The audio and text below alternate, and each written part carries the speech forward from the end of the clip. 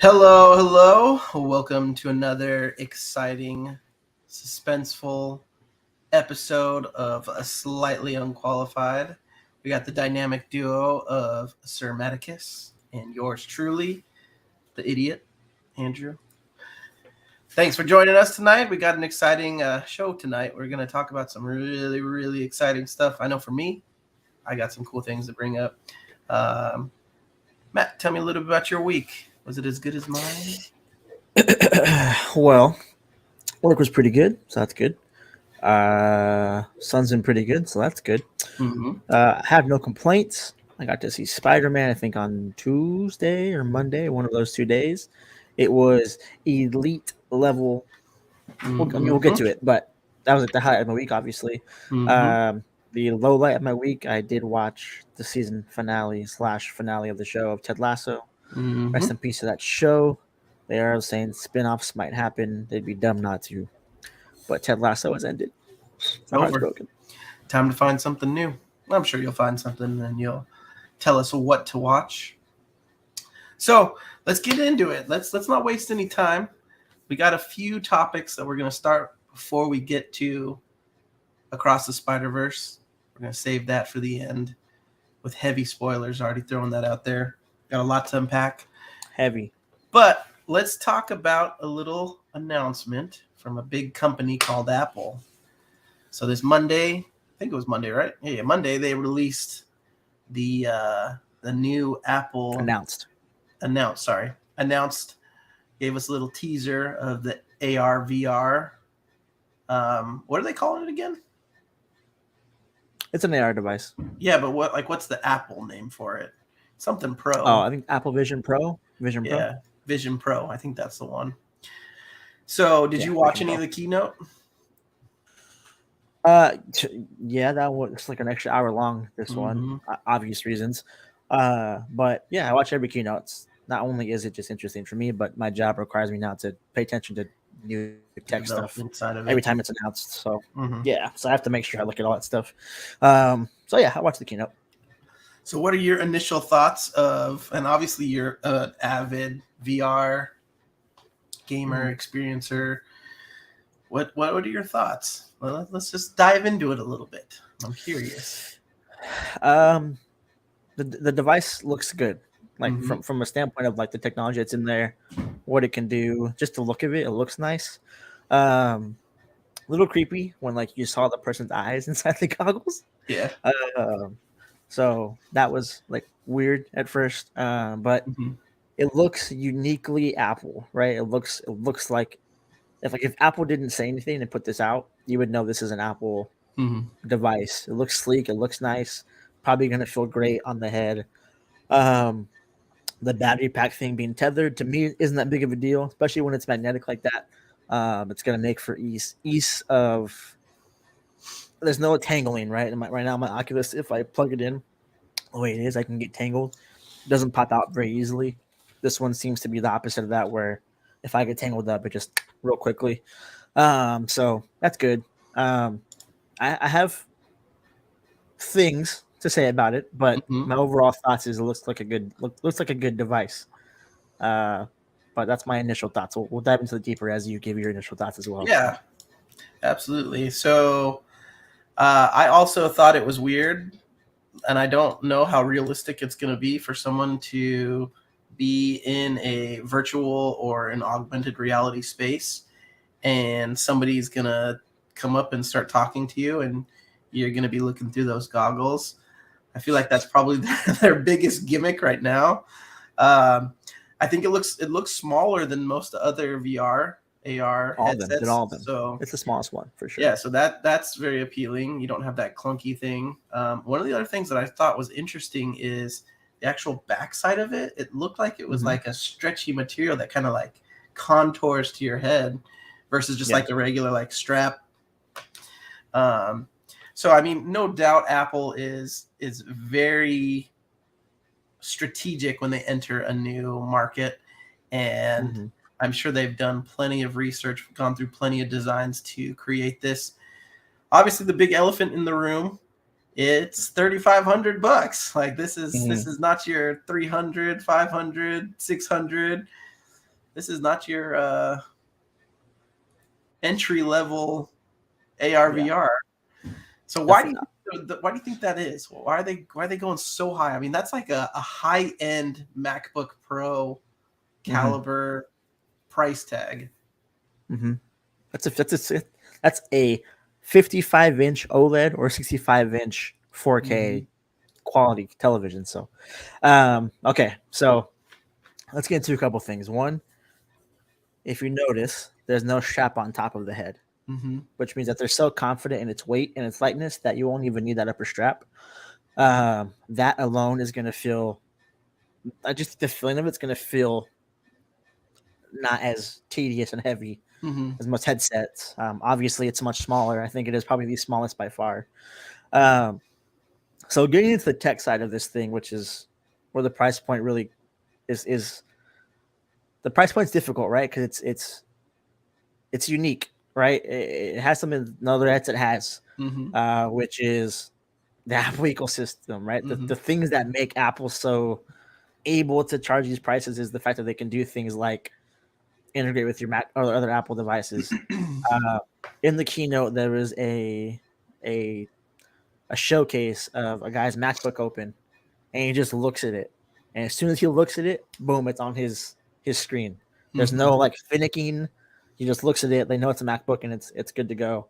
You can use your same keyboard, stuff like that. So those are things that are unique to Apple. I don't, on my Oculus, I can't even use a keyboard With or it. anything. So that alone is already unique. But the Apple ecosystem is a big thing, right? That's why it's $1,000 more than it should be. Mm-hmm. Uh, Now getting to the actual like technical aspect of the thing, it's a powerhouse, dude. It having a processing unit, the M1 chip obviously is going to do what it's going to do computing Right. wise. If you're powering that headset with the same chip you power your computers on, so it says a lot to the power of what it could do. The second thing is you have a secondary processor specific for image processing, which is again unique.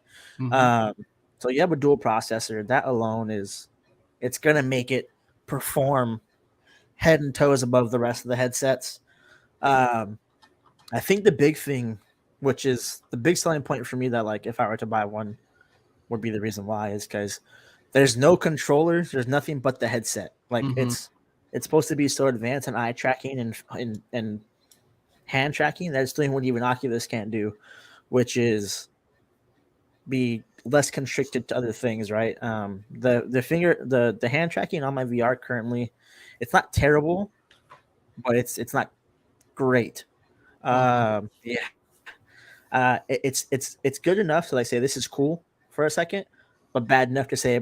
But let me go back to my to my Right. controllers now. Pick up the controllers. Right. Uh, right. So it seems this device is like uniquely phenomenal at hand tracking. It's got a million sensors and cameras in it, so it better be good at hand tracking.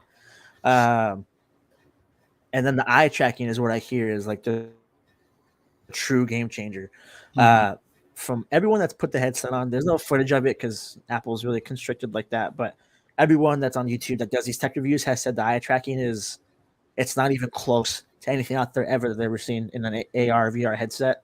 Um, so if the eye tracking is truly as good as it is supposed to be, which it's powered by things that Apple is so good at now, right? Like LiDAR is in there. Mm-hmm. Um, the True Depth system is in there, so it's going to analyze your face better than anybody else can because Apple's been doing that already forever.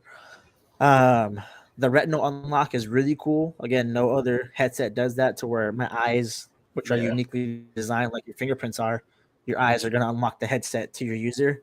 Um, they just have a lot of things going for them that are not like anything else. So that's the justification of the price point, as well as the tech that can do incredible things. Now, what I always say with any AR VR headset is that's great. The computational power is amazing. That's cool. It's now up to the developers to do something with this to make it Right. fun. Right. So this year gap that they're giving people to develop, Ramp it up.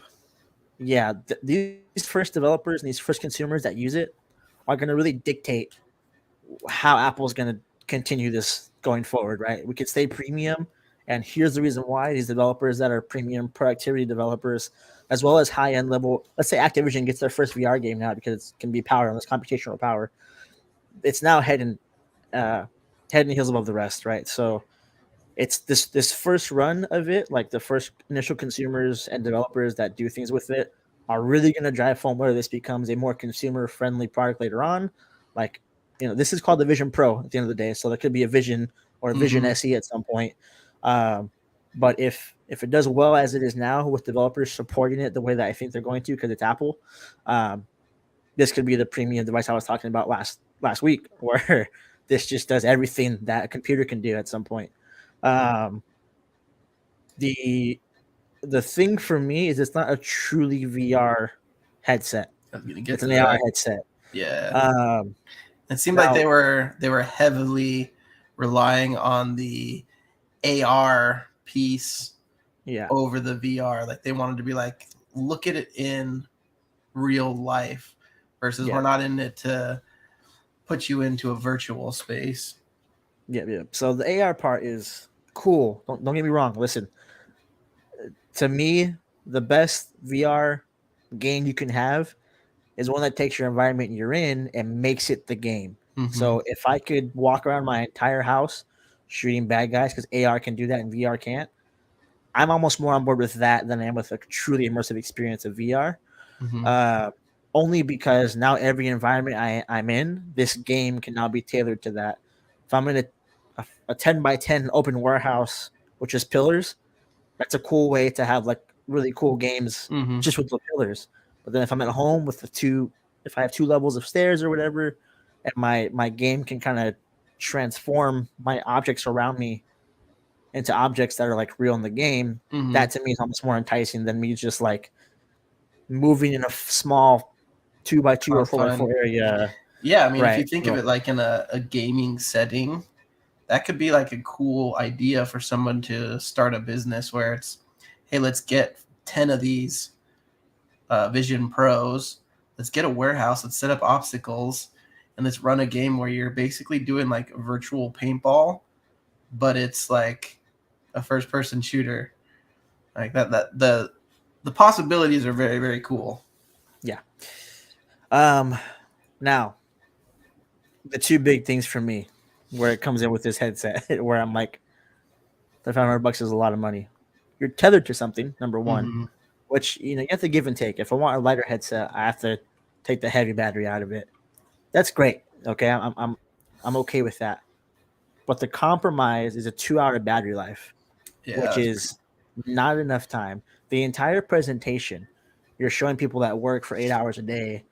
Mm-hmm. A big thing for them, which Disney like had this whole thing planned with it, was showcasing how you can watch movies at home on 120 inches instead of a 45 or 55 inch. You might get three There's no fourths of the movie. way to the There's movie. no movie less than 2 hours. Um, Well, so I mean, here's the thing: obviously, Apple's so good at covering their tracks. So I'm on their website right now, and I had that same skepticism.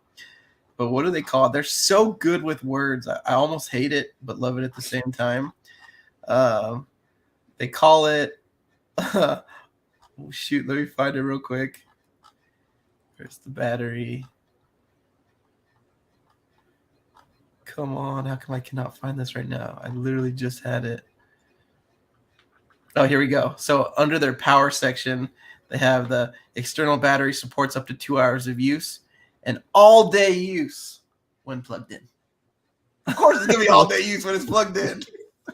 Like, come on. yeah, like any other thing in the world, right? Yeah.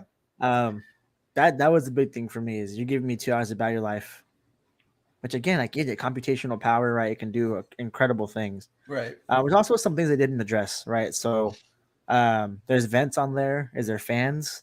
Do the fans make noise? Do the fans, when they kick on, drain more battery life? Yeah. It's all That's the power. one thing. It's the one thing I was like, they didn't even touch that. The other thing that was kind of weird to me is they really focus a lot on this whole like clicking here, and then it can record your entire environment around you, so you can like re-experience like a kid's birthday or re-experience like a cool event. Mm-hmm. That sounds cool on paper, but I can just imagine like it's a little kid's birthday, and the You got dad's this just sitting goofy there with the looking guy. headset. Like instead of living in the moment, it's just Yeah. like completely detours. That's one thing. The next thing is FaceTime. They Yes. touted this cool thing with like having like the 3D scan thing. Again, sounds kind of cool on paper, but it takes away the point of FaceTime, the personal touch of having a face to face conversation with the real human being. It Yeah. just So deters from it. so explain this to me because I still don't fully understand how FaceTime works. So obviously I know in the AR VR space you'll be able to see them. What are they seeing of the person wearing it? Yeah. So when you first, okay, it's more personable than an avatar, but Mm-hmm. not as personable as as like me and you are doing now. But Mm-hmm. what they'll see pretty much is when you first boot up the headset, you face it towards you, and the lidar sensor will create a 3D image of your face and like your Mm-hmm. body, and it'll be like an avatar of you. Pretty accurate compared to like it's pretty accurate. It's an Apple lidar Is it based like their 3 dimensional thing. Memoji or whatever they call that thing? No, it's like an actual like it looks almost real. You haven't seen the. Okay, let me see if I can find it. Okay. But with that being said, the it talks like you do. Here, I'll show you. Let me pull up uh, uh my Your share screen. screen. There we Yeah, go. this is great podcasting. Present share screen. Okay. Do you see this guy right here? Yes. Okay. That's your 3D scan. Oh, interesting. So this is him. Uh-huh. Lidar scans it, and then Oh, this so you is like what they hold it see and on the it makes like FaceTime. a version of you. Yeah, that's pretty Yeah. creepy. Right on. So again, more personal, just having like than having like a mean emoji or Mm-hmm. something like that. But still, kind of the purpose of FaceTime is for me to call someone and have like a personal connection with them. I could, I don't know, I just that it just was weird. Those are two things I'm like, you didn't have to showcase those things. They could just be like cool things later on, Mm-hmm. because they kind of deter you from the purpose of enhancing life, not taking away from life, right? So the productivity stuff and the tech stuff was great, and then you get into this stuff that's supposed to be personable things and try and make it less personable by having this awkward device on your head. Mm-hmm. Uh, so Yeah, so let me share some of the thoughts that I had and some concerns that I had. So we'll start with the good stuff. And it's no surprise, Apple, whenever they unveil a product, it always looks good. And we know, I yeah, mean, even when you hold a new iPhone, even though it's like gotten stagnant and it's pretty much the same thing over and over again, they might change device or they might change the shape. But when you hold it, it's just like you want it. mm-hmm, Like I don't know mm-hmm, how they do it, but it's like every time you hold it and you're like, I need this, but I don't, but I need it.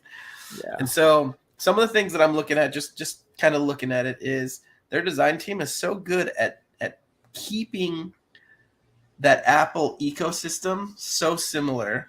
So like when you look at the glass or whatever the plastic or whatever the front is, it looks like it should be part of like an Apple Watch. Obviously, you have the little dial, like that just looks like a blown up version of the Apple Watch mm-hmm, dial, which is an mm-hmm, awesome feature. Even down to like the speaker holes, like that looks like it's part of an iPhone.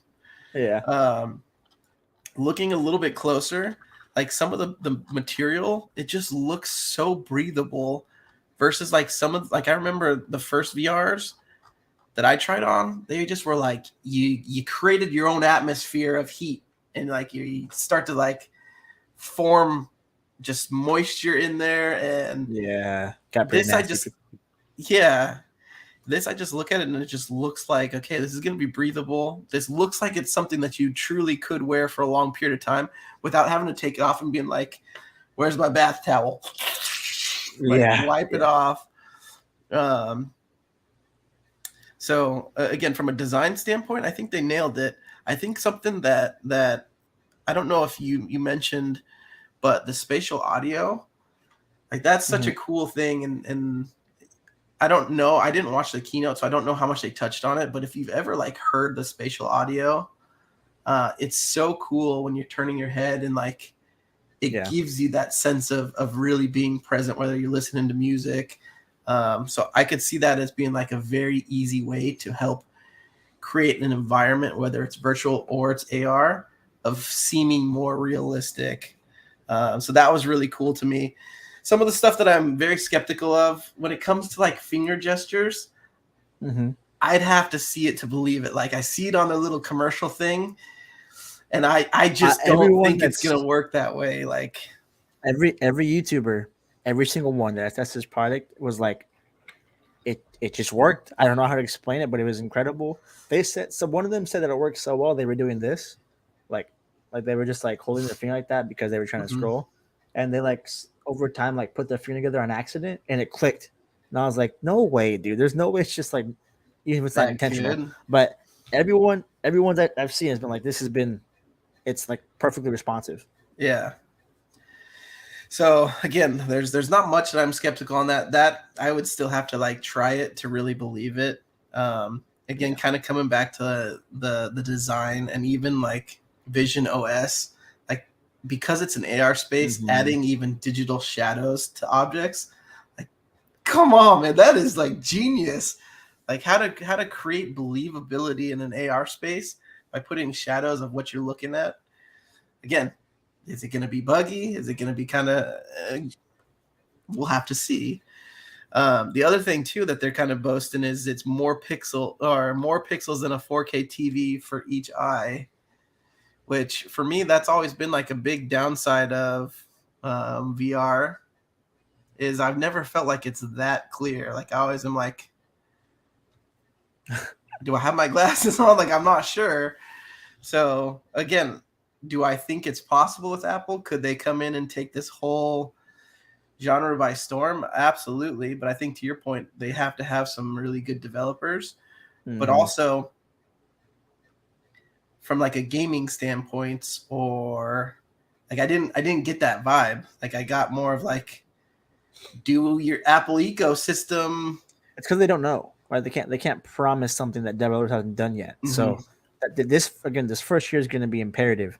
I'm sure in September when we have the actual Apple keynote, they'll touch more on developer based games. And I think the reason why they're going to have some robust developers in the system is because when they did Apple AR on the phones, there were some cool, like really cool showcases in September, of what it could do. I think we can. I think they'll get there. mm-hmm, Um, Developers would be stupid mm-hmm, not to be the first one to be the first one to do something in this headset. That's memorable. mm-hmm. Uh, so I think people will flood to it.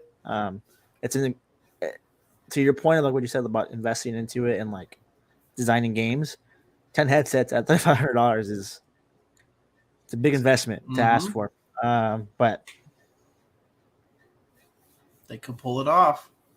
So I think kind of a finishing up, tying it off with a bow.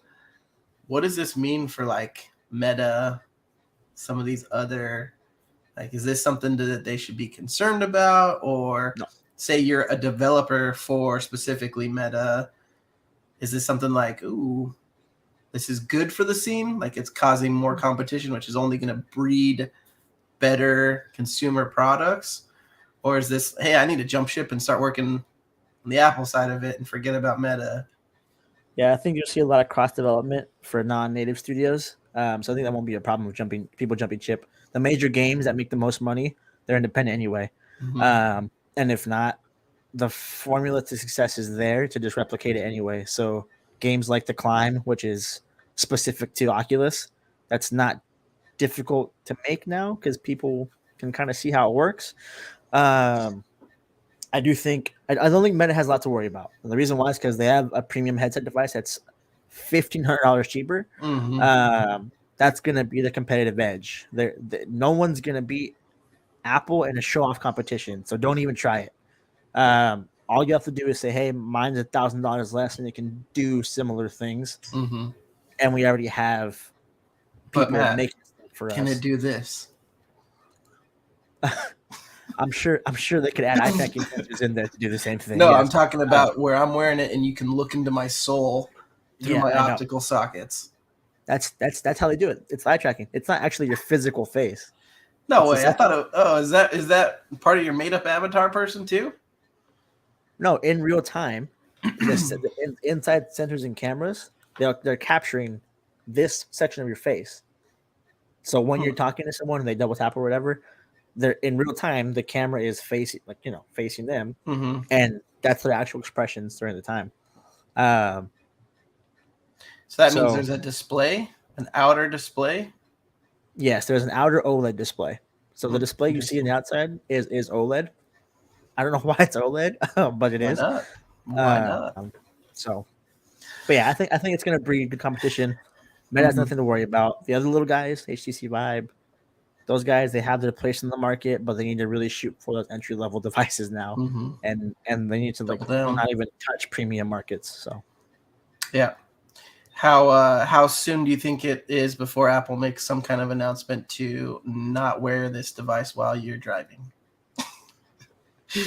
Tried to create your own um, heads-up display with an AR VR headset. that's funny. I don't know. Come Probably on, as you soon know as somebody's Tesla. gonna do it. If I already thought about it, there's probably like 1,000 people that are like, I want to take it for a test drive in my car. No, no. This thing that Can't you're can't do driving, it. camera's not really Imagine, showing it.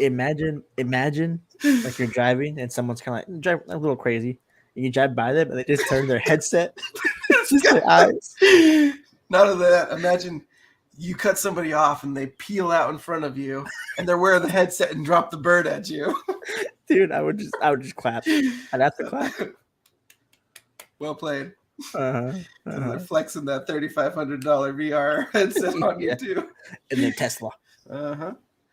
All right, let's change topics. We could probably talk about the Apple Vision Pro for another 30 minutes if we wanted to, but we got some other topics to talk about. Let's talk a little bit about Twitch. There was an update that came out. From what it sounds like, it's been a little bit controversial. I know, like, again, for those who don't know, I'm a big Rocket League supporter, RLCS. Um, they kind of fall into some of the changes, because I know there's some around ads, which I'm sure you'll fill me in on. But specifically, what I've heard about is if you're doing an ad, it can't be present. There can't be another ad of that ad being run within your broadcast. And so, like, it's very common for Rocket League to have a sponsor where they will run like a Verizon ad, but then they'll actually run the ads through Twitch and it'll be another Verizon ad. That's out. Like that's a out. big thing. Mm-hmm. And so, like, you think about like esports in the world where they rely heavily on sponsorships, like this is kind of like a big blow. Like they got to figure out a new way to continue to have that. I'm sure somebody will figure out a way to, or maybe Twitch will say, oops, that was a whoopsie. That's not what we meant to do. Yeah. I know another big topic was the size of the logo can't be more than 3% of the 3%. 3%. screen Yeah. size. So I'd be curious to see like how often that's tracked. Like I would love to create like a anti-Twitch channel to where I'm like just doing these things to see how fast I could get banned with no followers, like no nothing. What else? What else have you understood from the update? Oh, you got all of it. So, Nailed Brendan it. video, display, and audio ads, like you said, are no longer able to be there. On stream logos shrunk to 3% of the screen size. Um, there's a requirement to display a new disclosure when there's branded content, which every major streamer has branded content, no matter what happens. There's just a lot of things that nobody asked for and that don't help the streamer. Yeah, it seemed like a lot of like regulatory things. Yeah, it seemed like there was a new CEO that was like, It's time to put our foot down. Yeah. But to what avail? I have no clue. I mean, imagine it's to shrink down the amount of money they can get so that Twitch can sign them for cheaper as exclusive creators. So the little guys like us, they ain't looking our way. But I think it's there's just stuff that doesn't make sense. Like 3% of the screen size, like why is that the number? Why not 2? Mm-hmm. You know, why not 5? The other thing is like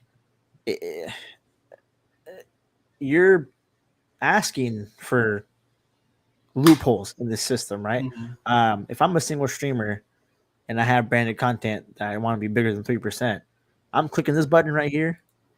I'm going full screen and putting it behind me. Mm-hmm. So there's just you're asking for loopholes to happen, and then next thing you know, you're just creating more rules that prohibit the environment that I'm in now versus like not in. Just dumb rules, in my opinion. The in game advertisement stuff, like the in stream advertisement stuff, Mm-hmm. is I don't get it, dude. They're asking free sports leagues to leave. Mm-hmm. Every single one of them have something. Mm-hmm. Um, there was a thing that was interesting in Call of Duty, the last major. Uh, they had like an empty wall, and so in Call of Duty, there's like an empty wall, right? Well, what they did was they edited that empty wall on the broadcast to show like a monster logo. Um, is that prohibited? Because that's you know what I mean. Like I don't know how it's gonna Mm-hmm. work, or like are you gonna ban all of Activision off of Twitch now because of that? There's no way. There's no way they could. I mean, Yeah, they it just seems could. pointless. Would they though? Yeah, for me, I'm to put it really clean, lightly, and just like kind of wrap it up for myself. It's Mm-hmm. just pointless stuff. You're begging for people to break the rules. You're begging for Kick and YouTube streaming to get bigger now. Mm-hmm. You're just you're tying your own hands at this point. Yeah. I think just like people in general don't like to feel like they're tied. Their hands have been tied. Um, but at the same time, like you have a lot of people who solely base their living and their finances on Twitch Yep. and streaming. And it seems like it's just creating a lot of hassle for people that are trying to have a career like that. Again, not everyone's going to make it. It's fine. But it just seems like it's like taking a step in the wrong direction for streaming in general. Um, And it's as competitive as ever for Twitch. Like mm-hmm, Kick is out there now. Kick is mm-hmm. getting some momentum, and Like, you're wouldn't if I uh, was a CEO, wouldn't I want like the easiest platform to have more users, to get more people to come in? I don't know. I'm having a hard time making sense of it. I thought I read somewhere too that there's a affiliate. Like if you revoke your affiliate, it's like mhm. it's a fee now. Like you have to like it's like a $25 What? a $25 So like fee to not be an affiliate anymore. So say wow. you finally grind, you got like 6 to 8 months of grinding every day. There's nobody watching you, but you want to try to make it. You finally meet the requirements. You finally build a small community, and you get affiliate. And then, because I'm pretty sure in the affiliate terms and conditions, you then aren't able to stream on other platforms because you're an affiliate. Yeah, at that point. So you decide, oh, I want to jump to Kick, and you finally have done it, and you've made $25 in subs, and then you go to remove it, and you have to pay. You got to pay $25 to leave. To get out. Yeah. Yeah, it Blood in, just blood out. seems weird. It seems weird. I don't know. Yeah. Not. I guess we'll see. Um, content creators are smart. I'm sure they're going to find ways to beat the system, but it just seems like a lot of fluff to try to grow a community. But let's jump on to the next topic. I wanted to touch briefly on Tears of the Kingdom, the latest Zelda game. Just do a quick recap. I think we're about 4 more days from it being released for a month. So I've been playing it a lot. It's a fantastic game. I would say one of the things that I found is it is very much the same formula of Breath of the Wild, which makes sense. Breath of the Wild did really good. But it almost is like a carbon copy of how things work. Don't get me wrong, game's great, but it's like if you've played Breath of the Wild and you understand that formula of I can do the story in any way, it's like the exact same things. There's memories that you try to find. that kind of helps you understand the overall story. Like you're not necessarily going through the story. So it's just been interesting. I've playing it and I've loved it, and I think if you gave it a shot, you would find it would be really fun. I know you're not like into the huge open world adventures. It takes a lot of time to get into it, but one of the things that I think Nintendo did really well is they advertised the sky a lot. Like that was the sky. Like, okay, so Breath of the Wild was all about just this land. You could go anywhere. And Tears of the Kingdom, all the trailers, it's about the sky, like falling, landing. They, from any of the trailers that I watched, they did not talk about the underground. And there's like a whole nother world of underground that is so fun to just get lost in and go exploring in.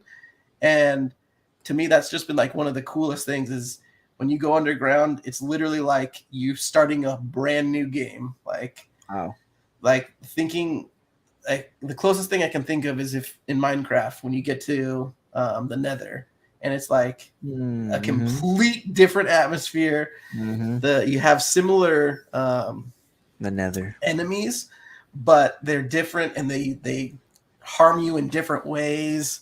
And so it was so cool, but we won't spend too much time on it. I'm interested to see from all the reviews I've read, this is like supposedly the best game ever created. People are not sure how it topped Breath of the Wild, but it did. The building aspect has been hilarious, just like some of the stuff that people have found and things to do, things to make. I mean, people are making like mech suits, like full-on mech suits where Link gets in and is like in this giant mech suit punching people around. Like the creativity is insane. Engineers got a hold of this game, huh? Yeah, I saw like someone made like the Dark Knight tumbler, and like he gets in the vehicle, like the tumbler, man, and like he gets in and they automated it to where as you get in, it causes a piston to go off and closes the top, so it's like fully encased. Like the creativity in this game has just been out of this world. It's madness. So it's just that's crazy. Yeah, it's crazy. Okay, so my thing with open world games is right now I have 3 of them that I want to play, and I can't pick one.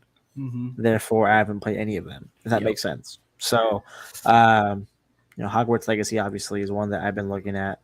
A big one for me has been Kirby and the Forgotten Land. That looks like it's. I'm a really big fan of Kirby in general. Like I'll buy almost any Kirby game just on a whim. But that one is his first open world game, first 3-dimensional game. Looks good. And then my nephew got Sonic Frontiers.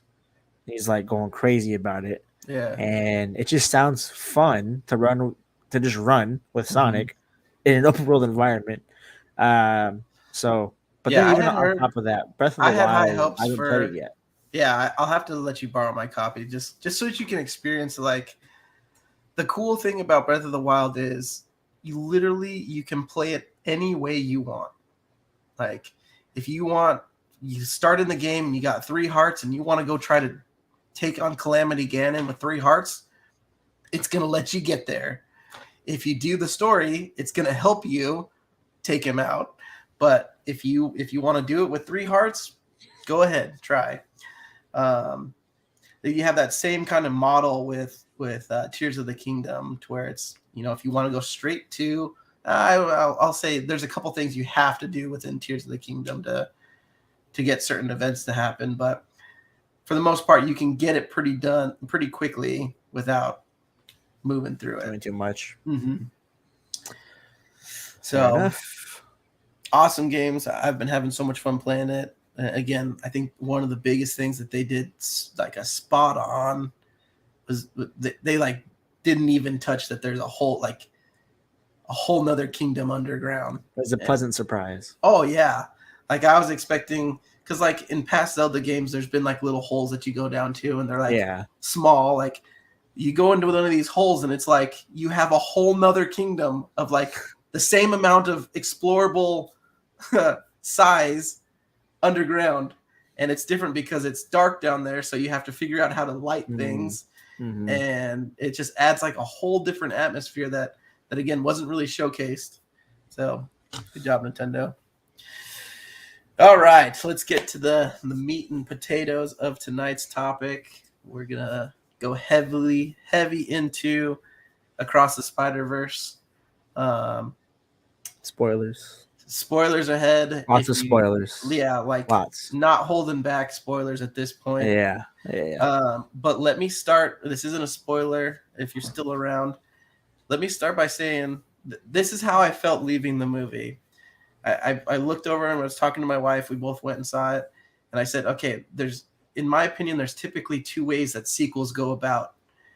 There's the first way where it's okay, what can we do to top the first one and make it just higher danger, higher action, higher everything." And then there's what this movie did, where it was, hey, we had something truly spectacular. Let's add to it. We don't need to outdo ourselves. Let's make the first movie even better by adding the second one. So I walked out and I just like kept thinking like both of these movies just got better from the second one. Yeah. And it was like so cool. So if you haven't seen it, I don't know what you're doing. Go see it. It's probably going to be the best movie of the year. Oh, whoa. Mm-hmm. Animated film for sure. Yeah. Oppenheimer's coming out. Asteroid City's coming out. The best superhero movie of the year. Probably not. Guardians, man. You haven't seen Guardians still. I haven't, and you're not qualified to speak on it, and I am, and I'm telling you, it's not better. They're about the same. Right. So my quick spoiler-free review, very brief. Mm-hmm. I like that they added a lot more depth to not just one character, but to multiple that we've already seen before. I think the villainous aspect of it was like a joyride. Uh-huh. Like, it's Spot. It's I don't know how to explain it, man. They did a good job setting up. I know Spot was the guy, but they're doing a good job setting up more than one villain. Mm-hmm. You know what I'm saying? Mm-hmm. I was just satisfied, and the crazy part is, and this isn't really a spoiler. It's part of my spoiler-free review. Is I was about 15, 20 minutes in that movie. I texted my friend. And I was like, "This is already fantastic," and Miles wasn't shown a single time. Yep. In the first 20 minutes. Now this is already amazing.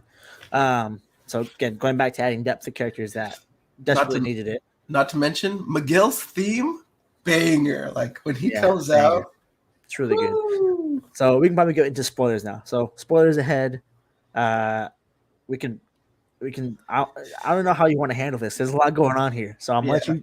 You're the host. You're gonna guide me through it. So let's try to walk through as much as we can from like beginning to end of the film.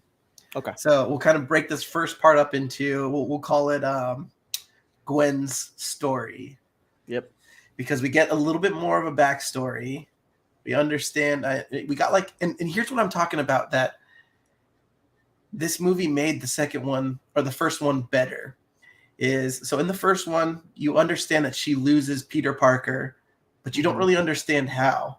In this one, you learn within like the first 10 minutes, she's the one that kills Peter Parker. And it makes that death so much more meaningful and impactful versus just feeling like in the first one, I think she says, we've all lost someone. And then it shows like a flashback of everyone losing their person.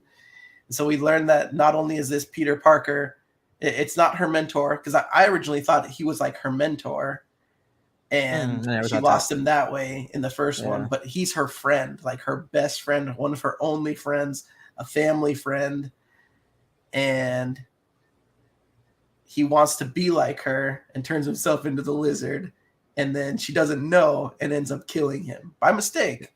Like she wasn't going for a kill; it just happened. Yeah. So the layering there is really good. it just and this is going to be a key component I'm going to bring up multiple times. It's incredible the way that they've made every single world unique, Mm-hmm. and Even stand down to out on the its art own. styles, man. It's you first get into my eyes hurt for the first like 2 minutes of Gwen's beginnings. I was like, this looks way different than Mm-hmm.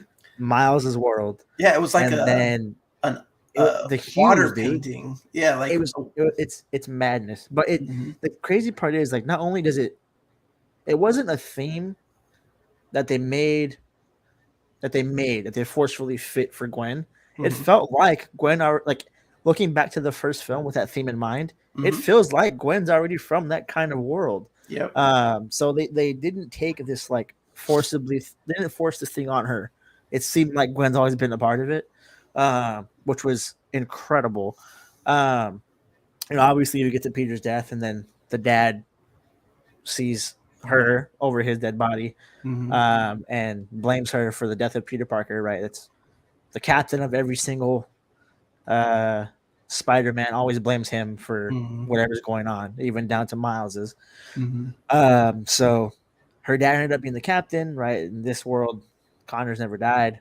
Not Connors, I'm sorry. Stacy never died. Yeah. So the whole thing of that tension, which is it's there, right? Like we know that's the thing in Spider-Man is a person close to them blames them for it. Therefore, Mm-hmm. there's tension.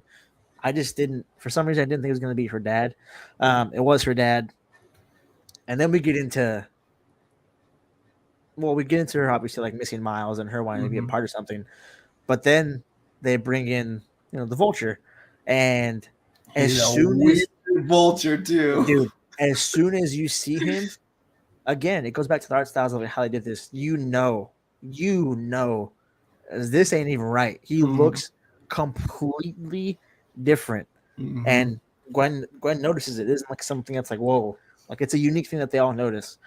And I Well, I think she in my notices too because she's expecting her vulture, and right. so and she's like 40-foot wingspan. That's weird. Did you get an Yeah. upgrade?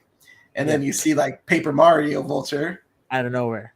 Yeah. Yeah. I didn't know I was gonna get into it that quick. I thought when we saw the Spider Society, like in the trailer, um, that's when that stuff was gonna start. I didn't think it was gonna be like an immediate jump into the multiverse. Mm-hmm. So that was just cool to see. I mean, Miguel comes in, right? Miguel comes in, Comes in and hot. two things I was like incredibly happy about. One, he just mopped the floor with him. Like he was Miguel, like the guy that I got this. Don't worry about it. You go figure something else out. I can handle this. Which is so Miguel in the comics. Miguel, even down to like when he meets Peter, is like, I really don't need you to save my timeline. I came back here to do it myself. I don't need your help. Mm-hmm. In this movie, he's uniquely Miguel to the bone, and a different Miguel than we see in the first film. The first film is kind of like a funny, whimsical, very talkative Miguel, Mm-hmm. when he gets the device for the first time, right?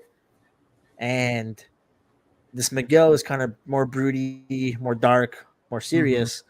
Then the gap is filled in between that first appearance of Miguel and this one Yep. as to what happens with him, and you kind of understand his story arc a little bit. But two things.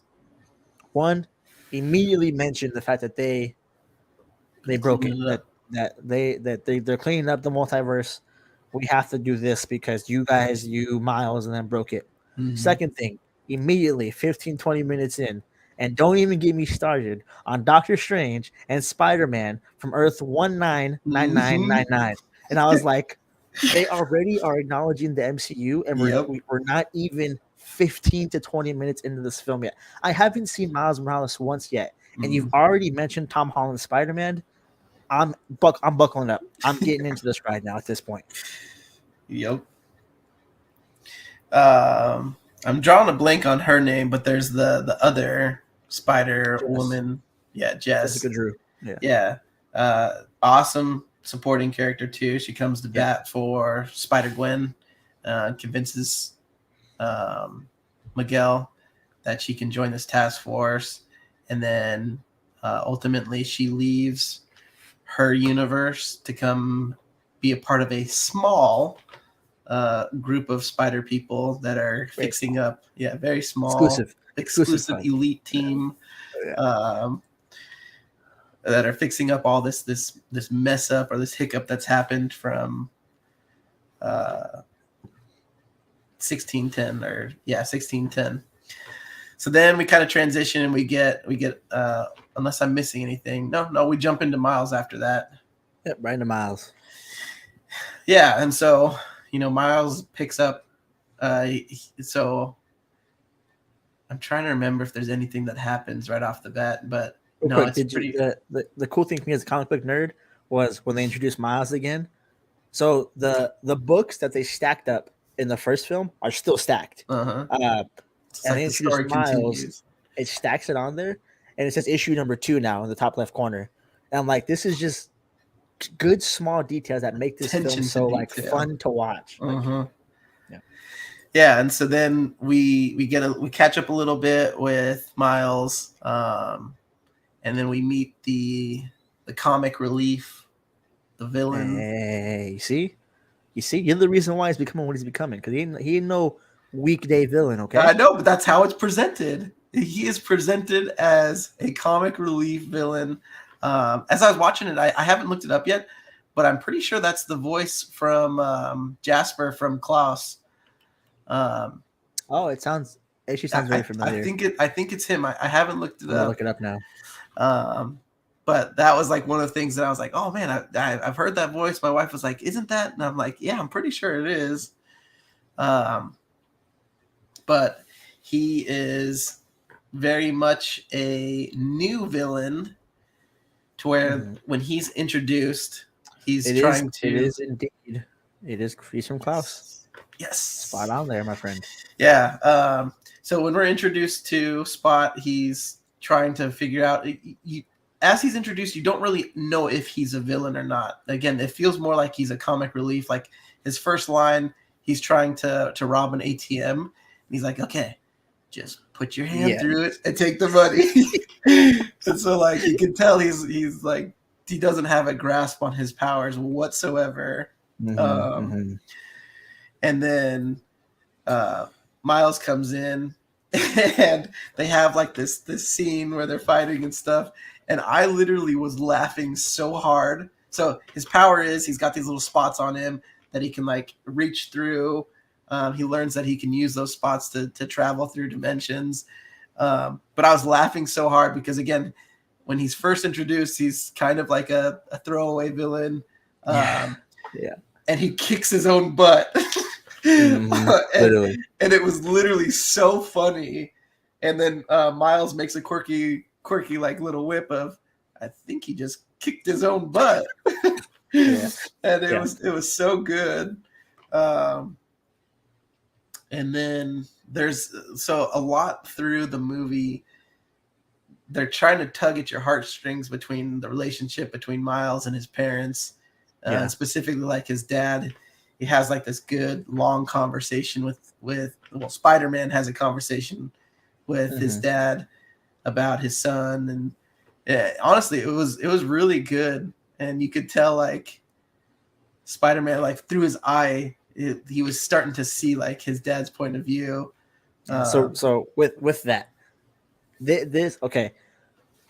I don't know what the rating is for this film, but when Miles said maybe you should get off his ass, I was laughing so hard, dude. Yeah, so hard.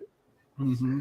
But backing up to this part, when he's in, I mean, last week I gave you guys my theories, right? I where I thought the Spot was going to become, he became. So I was kind of spot on there. So in the back of my head, I'm thinking, okay, I know you're going to be worse off at some point. I just need to see where this is kind of going and why you can't control yourself. And they give it to me. I mean, they're kind of spot on with it. But I just remember you something see too. You see that? But when he's fighting, so first off, we get this confident Miles, right? Mm-hmm. A Miles who knows I'm Spider-Man, I'm the guy. Yeah. A Miles who seemingly probably knows I'm the only superhero of this world. One that doesn't have anybody else in New York but me. Therefore, I am the guy, because he makes an empanada before he even starts fighting the dude Yeah. at the store and starts chewing it, throws it at the guy, and hits him back. And he takes another bite and starts Uh-huh. fighting him. Uh, Well, so so what stuff like that made was what cool. when they The fight was so so unique, though. what made that so funny was we learned that Spot is the guy that he hit with the bagel. So when he throws the bagel in the first one, and you have like the iconic bagel tag when it hits him, Yeah, it's that it guy. did. Yep. Uh, yeah, good continuity as well. But the first fight with Spot was as funny as it was. Like this is something that can never be done in live action. Mhm. It's so incredible. It's so unique. Um, even down to like when like he shoots his web, pulls himself towards him, he goes through him and hits the sign. Mhm. Stuff like that just can't be done correctly in a live action film. So I'm glad Spot is in this. Um, so for that section of the film, I'm with you there. The big thing for me is when Spot figures out the multiversal stuff. That was Mhm. a complete pivot to like where his threat level was, because from there I'm thinking, okay, he's a comedic joke. Give me Miguel now. But then the Mhm. multiverse happens, and he goes into the Venomverse, which was the first big, Yeah. the second big thing besides Miguel mentioning the MCU Yep. universe, and it kind of launches the okay, like here's the ride, like we're starting to get started now, and then it kind of slows down with Miles and his parents. So what you think about the dad? I think the opposite about the mom. Or no, I think about the mom. I No, I I think it's I, I with both. I think they did that father thing in the beginning, Uh-huh. but then after that, they don't really touch on the father thing until later on, which we'll get to. But the mom is heavily influential the entire film. Mhm. She's the one that kind of lets him go spread his wings to go do what he needs to do with the Spider Society. Not that she knew. And she was the first one that he was going to tell I'm a Spider Man. We'll get Technically, into that he that did as tell. well. Yeah, we'll get into that as well. But it seems like besides Gwen, his mom is to me his tether. Um, we'll get into theories later on, but I don't. I think Dad's making it. I think Mom is not. Mhm. Um, but again, we'll get into that later. So we can kind of jump from there to the next thing, which is when he meets Gwen again, and Yeah. Gwen's there specifically because the Spot found out he can travel through the multiverse. He visits, I think, three different places. The Venomverse, the Lego Mhm. universe, Yeah, the Lego Lego universe universe was twice good. actually. Yeah, the Lego universe. So for like just throw it out there. There's a kid that animated the entire Across the Spider Verse um, trailer. He did a stop motion of Lego of the trailer. Mm. They liked it so much that they edited. They said make a stop version of this scene, and we'll put it in the film. So that part of the film was created by a 14-year-old kid. That's awesome. Um, and the cool thing about it is they gave kind of like a nod to him when they said, or when Miguel told them, "My favorite Spider-Man is you. Like you're my favorite Spider-Man." So just cool things like that are like what really make this movie like. This movie is a true ode to what it means to be a fan first Right. and a director second, and Mhm. things like that are just cool things to learn about. So Gwen goes there, puts a camera on him, doesn't tell Miles why she's there, really. Mhm. Just that she can travel when she's finally going to come see him.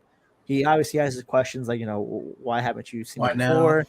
Can I join the group? She tells him it's very tight knit, very exclusive. Spots are Small. filled, kind of a thing. Mhm. Uh, and then, you know, Miles inevitably follows her to confront the Spot. Spot got away. Um, Gwen tells Jessica. Jessica says, "You're messing things up. Miguel's gonna be pissed. Go Mhm. fix it. Fix it. Fix it, and leave that kid alone."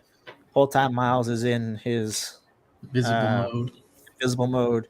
Follows her through the portal. Adventure starts. I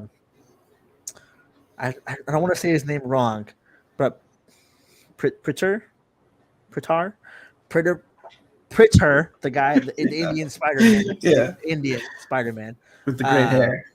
with the gray hair. One, his web. wasn't a web; it was a yo-yo. So cool. Freaking cool, dude. So cool. Yeah. 2, the guy that voices him is Dopinder from Deadpool 2. And 3, they once again showcase this unique world that is Mhm. uniquely his that he fits into. Um, and they follow Spot. Miles gets involved. Miles messes everything up. Mhm. Um, a cool plot point is Miles is trying to fix things. There's like a barrier up. Miles tries to break the barrier, and Mhm. then boom comes Toby Brown, Spider Punk, Spider and Punk. breaks it open like no business. 2 things with Spider Punk. One, I'm not the only person, okay, so don't laugh at me. I could hardly understand what he was saying half the Yeah, time. hard to So understand. Daniel, so Daniel Kaluuya, I can understand Daniel Kaluuya just fine in real life. So I know you did this on purpose. Like I can't understand what you're saying half the time. But 2, he tells Peter, use the palms, Mm-hmm. use the palms. That's how you break open this barrier. Use the palms. Long story short, they can't defeat the Spot. Spot becomes more powerful than ever. This was his whole plan the whole time, was to become this Did powerful they thing that did can they bring more explain spots. how he's getting his power? Uh, the power from the parcel accelerator Oh, that's right. um, He steals. He turns it steals it on from and he there, absorbs it. absorbs it. Yeah, so he's going through the reason why he's going to different worlds is because he's doing that. He's been to a couple before they even get to. Not that we see it, but we hear about it. Mm-hmm. Um, so this it seems this last one was like his last one. He needed to become what he wanted to become, uh, because he doesn't show up again after that, pretty much. Yep. Uh, but Miles has this vision about their tension as a villain versus hero kind of tension. Mm-hmm. The visions he's seeing is Spot going to his world and killing his dad, and Spot tells him straight up, "I'm going to take everything you took from me, which is everything." Well, They that vision's lose, cool they because escape. it's both his world, but it's also the world he's in. It's like both Yeah. Mm-hmm. because you have the captain there who he ends up saving. And that Right, becomes a big from deal. the India universe. Mm-hmm. Um, yeah. Anything in that section that I missed that's important that we need to talk about? Not Nope. really, huh? Okay. So let's get into the first part of where I think this story could get sticky, but they have a plan for it. Canonical events have been shown. So one, at this point, we meet a lot of different spider people. Mm-hmm. For them, not including Gwen, um, Gwen or Miles. But the city's falling apart now because Spot blew the parcel accelerator up. Spot escapes. Their priority now is to save everybody they can from this building that's slipping Falling down down. to the bridge. Um, there's a scene where Privateer Parker, whatever his name is, India Spider-Man, he has this thing where he has to choose between something, right? Mm-hmm. And we've seen it in every Spider-Man. Uh, Uncle Ben dies because Spider chose not to do something.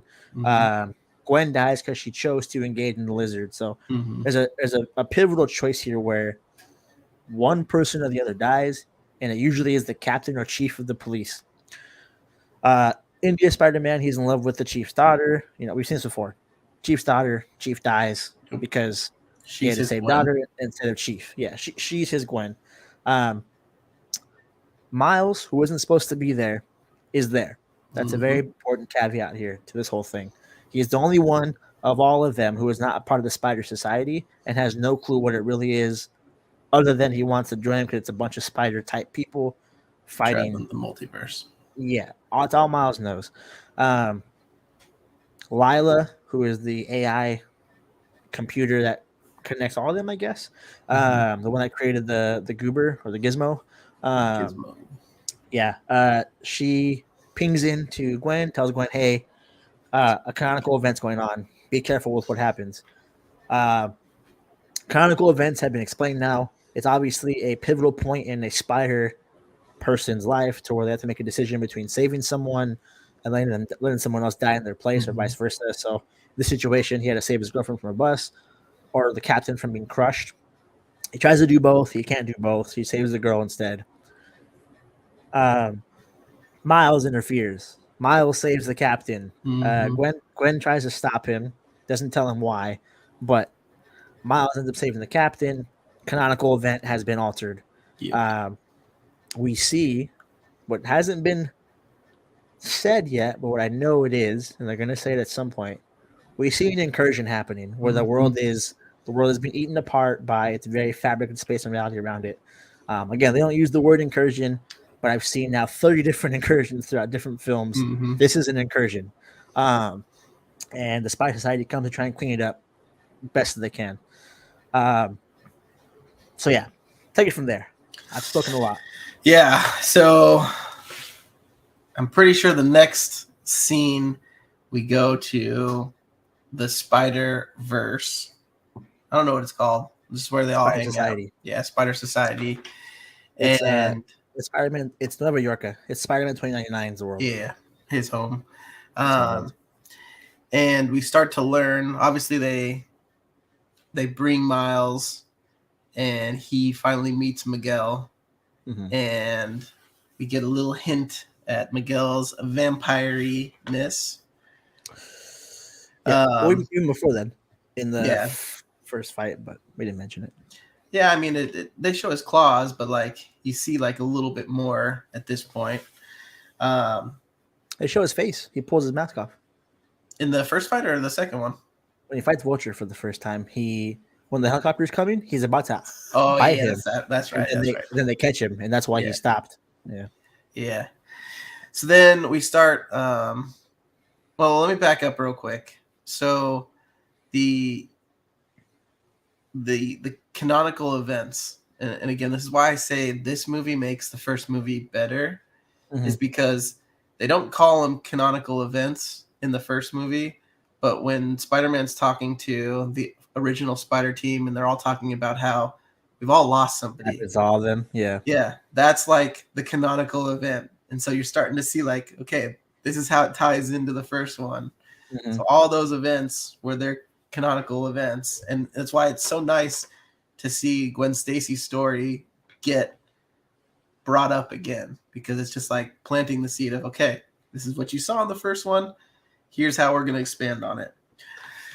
So anyways, fast forward. So they start to explain canonical events. They start to explain Let's touch on why. something very, very important. When they get to the Spider Society, literally every Spider-Man in the world is invited, but Yeah, Miles. literally So from everyone but Miles. it's full of everybody, including Garfield, including Toby. Yep. Holland may have been mentioned yet. It seems Mhm. not yet because it seems like Miguel hasn't talked to him about what happened, obviously. But we see Maguire's and Garfield's Spider-Man not in like as people, but we see them We see their canonical acknowledged events. right within the web. So I'm under the assumption that they're part of the Spider Society now. Long story short is Miles was the only one pretty much besides MCU Peter that has been left out of the Spider Society after Gwen said it's a small select team of a few people. Yeah. Roster's full. So he realized he's kind of been duped. And then they start talking about these canonical events. And it's interesting because I started to catch on to something, and I was like, okay, there's got to be a reason why he's not invited. So I leaned over to my wife. You have to believe me, but I said I figured it out. I figured it out. He's an anomaly, and so later on we learn that this Peter Parker from Miguel was never, or excuse me, this Miles Morales was never supposed to be created. Mm-hmm. And again, it's so perfect because in the first one, you see the spider, you see it glitch out, you see the number 42. It has the 42 and he glitches. I didn't even put it together, dude, until so you see 42. It made me mad. You see 42 throughout the first one. And I remember being like, what does this mean? Like, there's no reason. There's got to be a reason why they're putting this 42 everywhere. Well, the initial explanation was that the directors were like massive fans of Jackie Robinson, and which is true. And so wherever they could put 42, they did, just because they were like Jackie Robinson. Okay, obviously, that's There's more to it. Yeah, I mean, I think what happened was they would have used any number, but I think because they already used 42, they're like, well, let's use 42. Yeah. So So I called it. I knew he was gonna like that. That was the reason, was I don't think because you did. I did. Look at the comments. She's backing me up. It's your wife is supposed to back you up. You guys got Yeah. married. I told her, I'm like, I'm gonna say this. I'm gonna say it on Thursday. He's not gonna believe me. She's lied to you. Well, she's lied for you before No, no, not for this. Not for this. I called a about few Harry Potter things. being good. I called a few things in this movie, and I was really proud of it. So I'm trying to remember. I think this is where also they explain that his canonical event hasn't happened yet, and that So yes and no. They said everyone has a canonical event, mhm, but everyone also has two canonical events, and they didn't mhm. say two specifically, but this is the way it goes. They said you lose someone close to you. Yep, and then the Everyone captain. has. Then the captain dies. Your canonical event happened. Your captain has not died yet, which is your second canonical event. Mhm. Uh, and then Miles says, "My dad's going to be captain in 2 days," and they said, "See why we didn't tell you." Yep. Why we didn't bring uh, you in is because you're yeah, too close to this. yeah. So of Well, course, he wasn't in because he was the anomaly, right? yeah, They thought he was doomed from the start. yeah, that and Miguel specifically. yeah, and Miguel has seen. They allude that he's seen what happens if he saves the day. If he and I think what they're trying to say is that his world has an incursion. Like he hasn't physically seen, okay, this is what becomes of your world if you save the day. You have the incursion, which I've seen happen. So you can't save your dad. I'm not going to let you save your dad because if you do, your world or your universe is going to be torn apart by time and space, the fabric of Well, reality. the way Miguel says it is that this web that intertwines us, which hey, Madam Web coming soon Mhm. apparently. This web that intertwines us is delicate, and if one person's canonical event falters, then our entire web society, Starts to fall. our entire Spiderverse, as Miles would call it, or whatever Miguel called it, Yeah. would The, would collapse. Mhm. I have a couple things about Miguel, but we'll get to that when we get to it. Pertaining to this, you're missing the fact that we saw Mayday Parker, Peter Yeah. B. Parker's daughter. We see Peter Yep. B. Parker again, first off. Mhm. But I think the thing for Miles that's really important in this aspect is the two people who were closest to him, which is Gwen and Peter B. Parker, We're lying. completely broke his heart. Mhm. Not just that, but his trust as well. Peter B. does it twice, for the Mhm. record.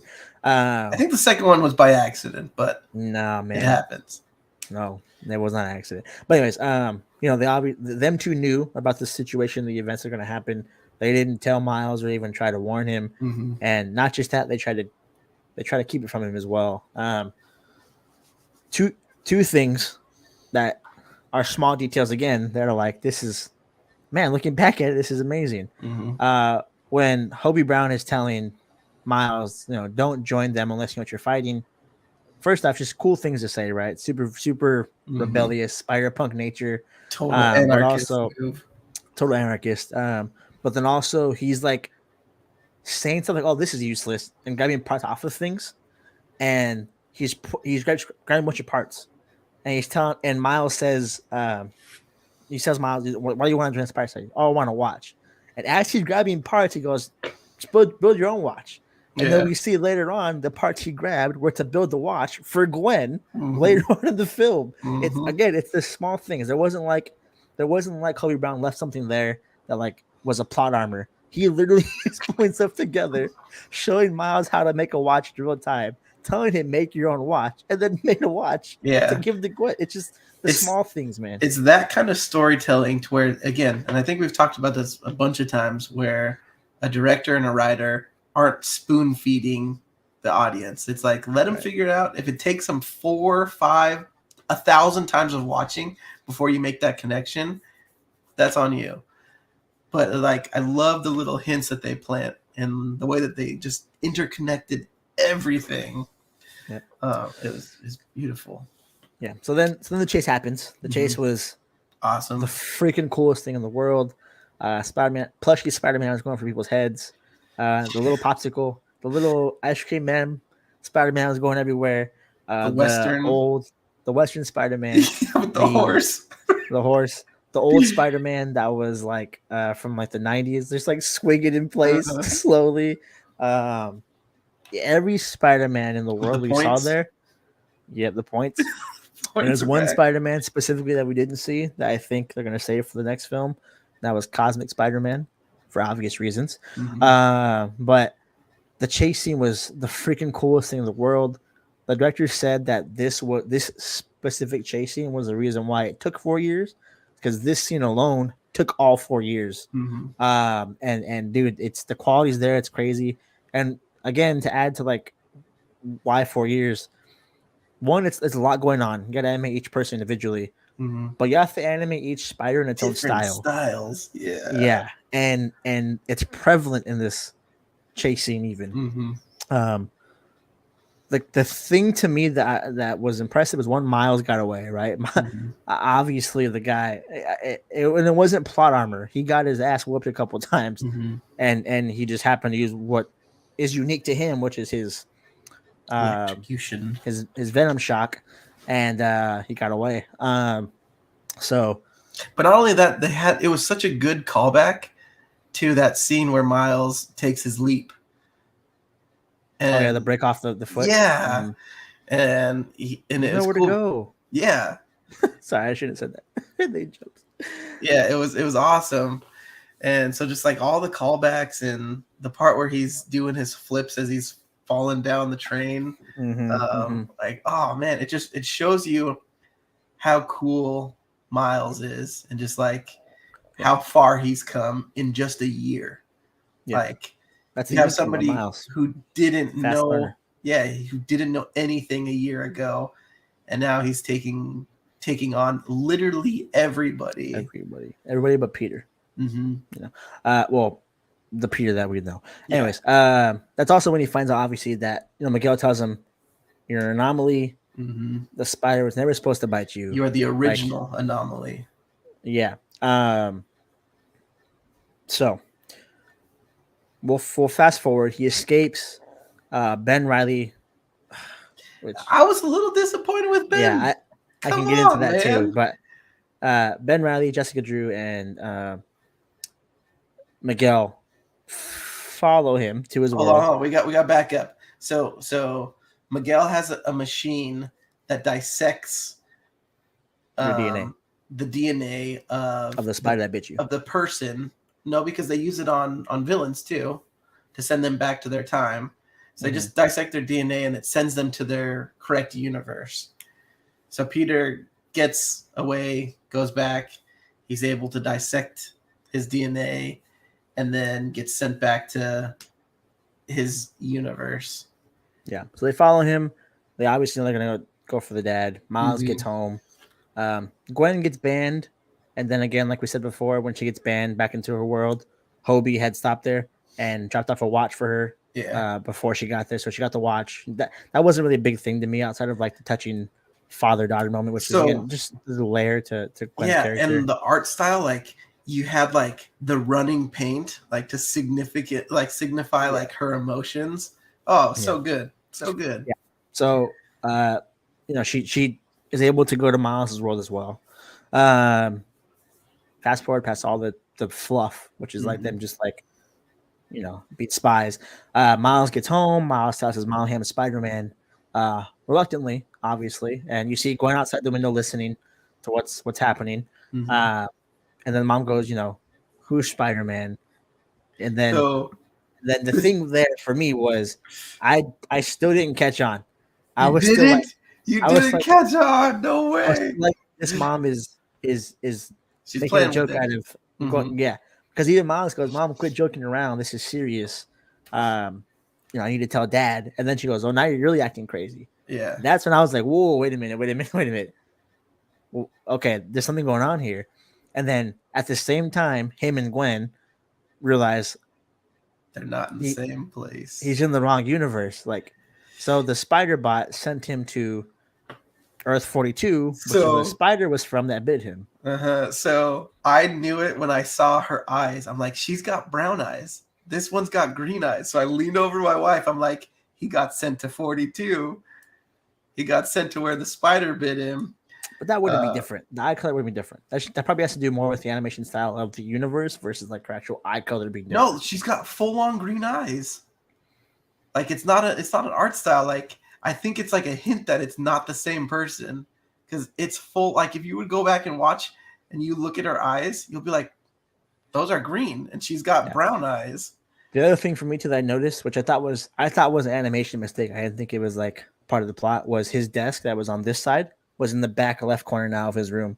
Oh, so when I first saw it, I was like, that was it over there before. Mm-hmm. And then I was like, animation mistake happens all the time, right? They just drew a bunch of renders of his room and they put him in there. And then they said it, and I was like, okay, not a mistake after all. So we missed the important part that Miguel tells. So because Miles is the original anomaly, his universe doesn't have a Spider-Man. Oh yeah. Well, no, his does. Earth 42 doesn't have a Spider-Man. Yeah, sorry. The universe. So Miles, the Miles we see, his Earth he's the Spider-Man. The Miles we don't see, they had no Spider-Man there, or hero. Let's just put that out there in general. Nothing. Most universes only have one hero, except for the MCU so far, which is they have multiple, and the Venomverse probably has multiple as well. But there's no indication that any other Spider-Man universe has more than one person that saves the day. As of yet, I'm sure that'll come into play at some point in time. So no Spider-Man in Earth 42. Miles is stuck in Earth 42 now because the DNA sends him there. His Uncle Aaron, that's when he realizes what happened. Uncle Aaron came up behind him. Alive. Yeah, and he's like, yo. And then he realizes I'm in the wrong universe. So they go outside. They're about to run a heist or whatever. Miles is looking around, and it's just like a chaotic world. War turn, Kingpin's in charge. It's just there's nothing good about this world whatsoever. And Miles says, they never had a Spider-Man here, and it's very obvious to him that there was no one there to save anything. His Uncle Aaron catches on, gives him the side eye, which if you're from New York, you know what that side eye means. Miles looks at him. He gets smacked in the face by the Prowler, which it's very evidently the Prowler. Miles is then put into the same situation Peter B. Parker was in, which again, another callback, which I'll get to. He is put into the position of being stuck on a punching bag, roped up, hanging and spinning the same way. Again, the same way Peter B. Parker did in the first film. Uncle Aaron shows up. He tells Uncle Aaron, I know you don't want to be the Prowler. I know you're a good guy deep down. Let me go. I'm not from this earth. I know you can tell I'm not from this earth. I know you don't want to be the Prowler. While he's saying that, Uncle Aaron's arming up a glove, like the Prowler glove. And he says it the last time, I know you don't want to be the Prowler. He says, I'm not. And he throws the glove to the real Prowler, which to me was, as soon as I saw that, I was like, I know exactly who that guy is behind that mask. So while that's happening, Gwen's realizing wrong Earth. Let me gather some more forces. So she's doing that. The Prowler takes his mask off, and it's Miles from Earth 42 looking at Miles from Earth 16. Yeah. So you're looking at Prowler Miles, who looks visually looks different. Yeah, but still Miles. And then you have Miles, who's stuck to the punching bag. They have a dialogue, which, if you watch the movie, as important as it is, it really isn't until the second film. Long story short, he's stuck there. Now, the callback that I'm talking about, I think, Andrew, you probably caught it immediately, was don't watch the eyes, don't watch the hands. Yep. Yeah. And as Prowler Miles is looking at other Miles, talking to him face to face, it's watch the hands. Miles is using his hands to electrically shock the chains off of himself. And then it ends. That's now, it. Obviously, we see Gwen as well. Gwen gets forces. She gets Hobie, the original team.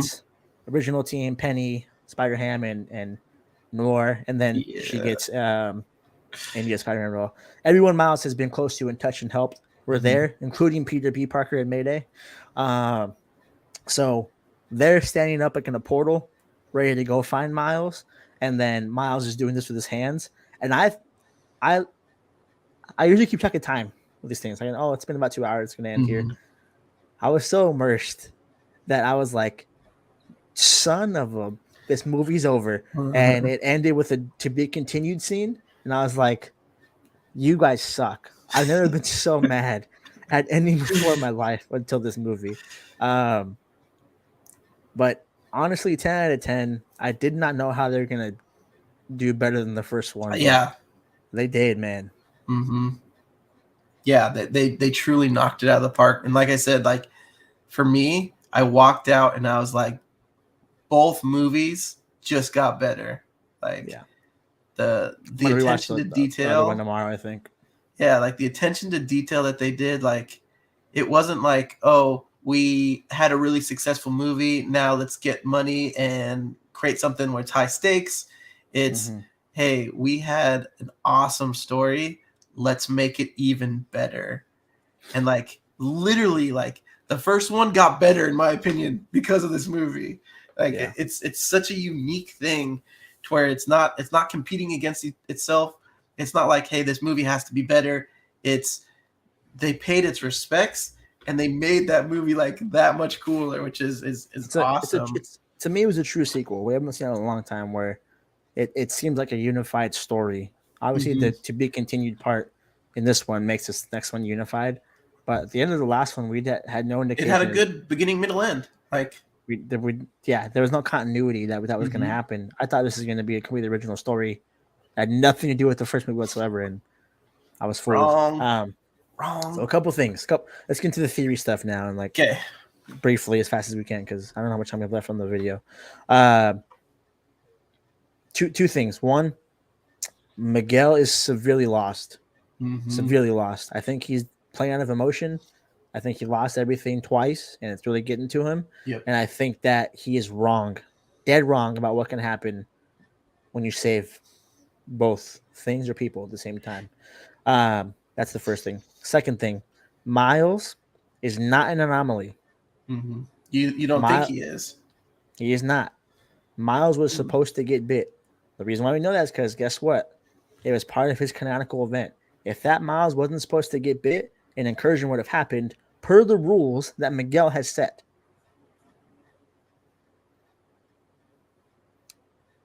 One of those two worlds would already have an incursion because the canonical event of the spider biting Hmm. who it's supposed to bite is now incorrect in both worlds. Hmm. You know what I'm saying? Yeah, but who's to say they didn't go and fix the incursion? Because they fix it in the India Spider-Man. They have not fixed that. He said, with luck, we might be able to reverse it. There was no indication that they've ever fixed a recursion ever. Hmm. Uh, that's the first thing. The second thing is, It's a good point. yeah. So Miles again per the rules that Miguel set cannot be an anomaly because he is canonical. If he Hmm. wasn't, then there'd be an incursion somewhere. And if if he was to clean that up, like the Spider Society, um, one of them two would have a different outcome. That's the first thing. Second thing is, I can say with extreme confidence now after seeing this film, the Miles we see here in this movie, in this string of movies we're going to see, will not be the same MCU Miles. Confidently. Hmm. Because one, the canonical stuff, right? But two, Miles has now seen a world where there's no spy, and he does not want that to become his world. Hmm. He's not going to leave his world to join Peter Parker, who he already has plenty of help in his Yeah. world. So Miles is not leaving his world to save for any reason whatsoever, outside of him losing literally everything. Hmm. But when Miles saw the world that was out there without a Spider-Man, he was like, "This can't happen. I can't let it happen to my world." Hmm. He's not leaving. He's not leaving his Earth. Those are Unless he's my two big forced to. takeaways. Unless he's forced to.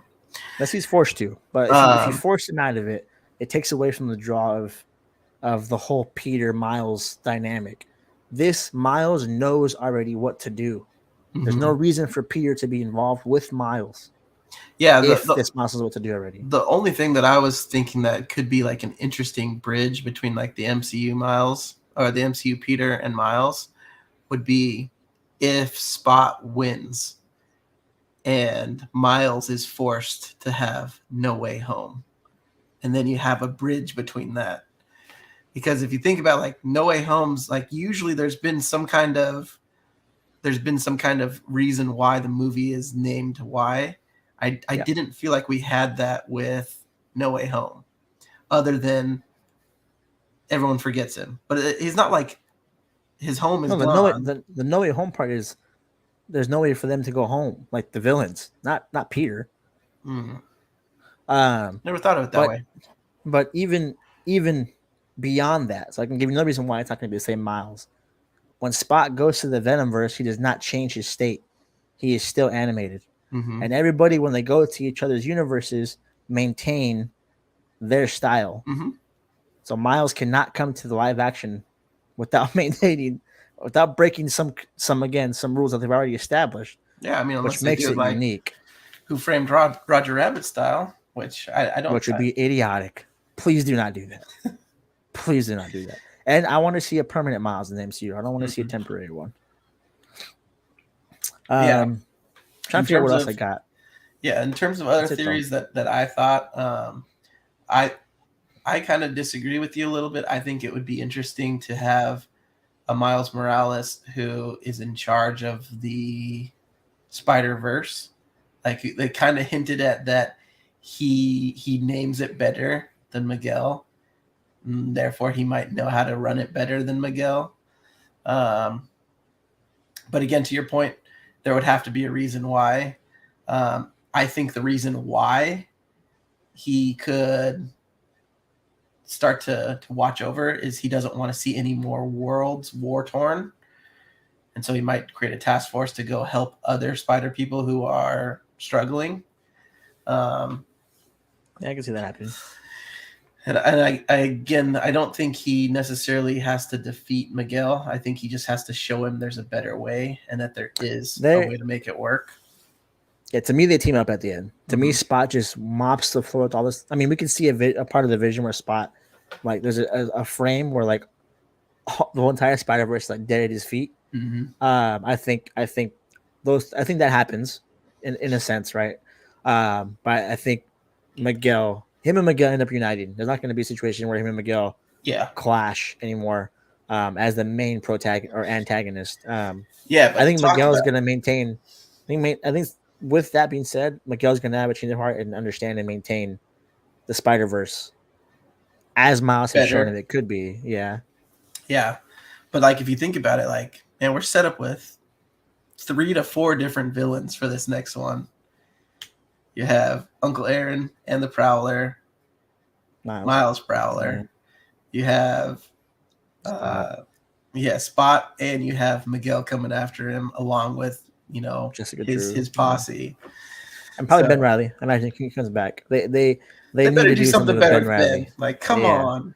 Yeah. The funny part is, yes, Dad. Like, come on. The funny part is the thing is that's how he is in the comics. I couldn't even be that mad about it because like what he said is accurate. But he would say that in the comics. I just didn't like how they made him the comedic joke the entire time. Yeah. The second thing with him is he should be able to beat Gwen pretty easily. Like I don't know how else to say that. They made him just kind of dumb. Like, yeah, so when those two things came in my head, because they did, I had to remember they can't do justice by every Spider-Man we see. They just can't. But he's such a cool one. I have to remember who this movie's about. It's about Miles and Gwen to an extent now. And when you get back to that, I'm like, you know what? His character wasn't awful, but it wasn't what I expected his character to be. So yeah, I mean. So another theory that I had. So obviously we learned that Gwen's dad is no longer the captain, so he's safe. But Gwen says every time Spider-Man and Gwen get together, it doesn't work out. So I was thinking maybe she's gonna eat it in the next one. No, I think there's gonna. I think one of two things happens. One, I think everything works out. I think everything that they doubted about Miles shows can be done correctly. Um, Everything that includes Gwen and him. Um, but but they did a lot of making us love Gwen in this film to where I can see Because think she of it this nixes it. way, this is the thought that I have. She's had this conversation with with his parents now, and she says, "I've seen the love he has for you." And what if she saves one or both of them, and in the cause of saving one or both of them, she ends up dying, and that becomes See, his canonical event? see, what if it's the other way around? What if Gwen's about to die? Mama Morales looks at her and says, "I know how much he loves you," and puts her life on the line. Mm-hmm. Or everyone just We, lives happily ever after. I mean, that's the I hope it's not yeah. everyone lives happily ever after. Like that I seems like think too I easy to think make it all happen and tie it up nicely. Like, and to yeah. your point, like there's gotta be someone that doesn't make it I think I canonically. think I think it'd be Miguel or Peter B. Honestly, Man, Peter B. I feel like he didn't get enough justice in this one. he's a father though now, man. Yeah. Hmm. It adds a different layer to it. I feel like Miguel's the easy one because he was the bad guy and now he's made his redemption, and Yeah, Miguel's the obvious one, right? it's too easy. I feel like one of ours would be more heart wrenching. Either it's Mama or it's Gwen. Yeah, Because I hope it's the mom. I hope they're doing a sleight of hand thing with the dad. mm-hmm, Or you know what? Maybe Miles accepts the fact that it has to happen. mm-hmm. That's that would be tough also too. a heartbreaking thing to see. Is like Where him he's just got to make the decision, and he mm-hmm. realizes that he's got to make the decision. Who is it? Is it mom or is it dad? Yep. That would be a hard thing to choose. Mm-hmm. I don't know. All I know is the next one's probably going to be just as good. Like, So of the next one, March 2024 or May 20, one of the two, one of the M's. This film took 4 years to make. mm-hmm. Number one, number two. All the voice actors have said all 4 years they've done work on it, which means that they've been doing Yeah, it voice hasn't acting been for like 4 years stalled. on it. Yeah. Uh, with those two things being said, they asked Haley Steinfeld, "Have you done anything for the next one?" The answer was no. I've done zero. Hmm. Ask the directors, "Hey, has any work been done on the next one?" No. And they straight up said, "We don't know if it's gonna make the the The release date of next year." So I so think here, this film gets delayed 2 years, dude. honestly, it gets delayed. I'm okay with it. I would be Yeah. upset that I don't get to see it, but just because I know how much effort they've put into making a good story, I'm okay with it. So here's where we get into dangerous waters, though. Amy Pascal is not, you know, Kathleen Kennedy. She's actually mm-hmm, redeemed herself. She's one of the ones that you take notes from. She did something not very good. Said, "Okay, how can I make it better? What would the fans like?" And then just mm-hmm, did it. And then mm-hmm. it's perfect now. And it Uh, was a crazy idea. yeah. The thing though is, Amy Pascal, which Sony is, I don't know how much pressure there is for these films. My thought is they purposely have not told Tom about the next film because they don't want to make it yet, Mm-hmm, and they have the writers' union strike going on, which means there's no writing going on in that film. I mm-hmm, think they were kind of saying, "Hey, our Spider-Man filler is going to be this one next year." Because in 2 more years we're going to get Tom's new one, which was the formula, right? Every 2 years. But I think this one's going to be every 4 years now. And they thought, okay, in between this, we can fill it up with 2 Miles films. That throws that entire plan off. So mm-hmm. my my fear is this has to come out next year, get it done, and it sacrifices the quality of things because they want to keep that Spider-Man schedule routine. Yeah. Mm-hmm. So I'm fearful, but I don't know if that's something to truly fear. Like, I feel like you have a team that's very smart with these, and I think these movies are successful enough that they're going to not want to rush it and make it crappy. And I fair think enough. just from the reaction, like the reception of this movie, Sony would literally have to be dumb just to throw it away and push to rush to get to the theater. Yeah. Like this is the highest rated Spider-Man movie ever. And it's not like Spider-Man movies have been pushover movies. Like both audience and critic alike. Fair enough. My fear is, hey, get it out. And the thing is, this film took 4 years to make. They've done no work on the next one. 4 years is if 4 years is a long time, dude. And obviously, we see some kind of big event to where Spot's fighting multiple spider people. It's gonna become just as long of a task as that chase scene Art is gonna styles be. mixing. Yeah, I just don't know how realistic it is to expect it even in 2 years. But all I know, I digress. I'll put my faith in those guys. They know what they're doing. They've made 2 bangers. Like, if I can go buy the Steelbook version tonight, I probably will pre-order it already. But I think that's enough time talking about Across the Spider-Verse. The next one will be Beyond the Spider-Verse. Personally, I'm hoping that we get Madam Web. We have some kind of Spider Wars going on. I think in between that and now is going to be Dakota Fanning's, not Dakota Fanning, whatever her name is, Dakota something. I think it's going to be her Madam Web movie with Spider Woman in it, which is Sydney Sweeney. So, yep. So I know this show's gone a little bit over. We're gonna dispense with our normal game. I feel like we had to do Spider-Verse justice. We had to spend as much time as we did on it. It merited it. It's a fantastic movie. If you haven't seen it, what are you doing? Go see it. Watch it. Go see it tonight. There's probably an 11 o'clock showing. Go. You won't regret it. It's 2 hours. Worth it. I'm probably going to take both of my sons to go see it. I probably will see it after that another time in the theater. I will give these people as much money as I can to support. Loved the first one. Love this one. Finish us off, Guardians. Andrew, take one of those 4 showings you just said and put Guardians 3 in there. Okay, so you can understand a true masterpiece of live action film.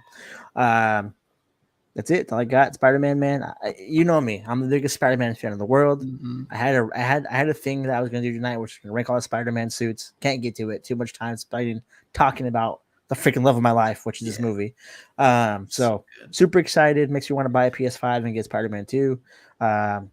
Just I can't say enough good words about it. It's a masterpiece. It's wonderful.